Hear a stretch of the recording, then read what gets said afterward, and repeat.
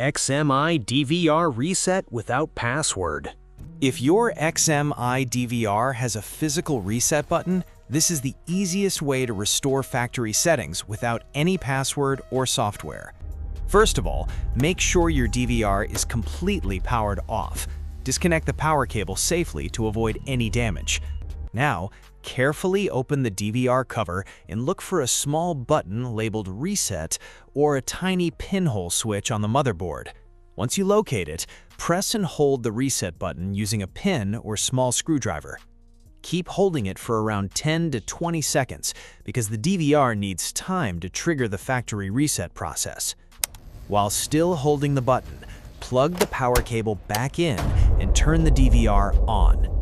After a few seconds, you can release the reset button and wait for the DVR to reboot completely. If your DVR model supports hardware resets, it will automatically restore factory settings and remove the password lock. Once restarted, the DVR will be like a fresh device, and you can set it up again from the beginning. Keep in mind, not all DVR models support hardware reset, but if yours does, this is the quickest and most effective method.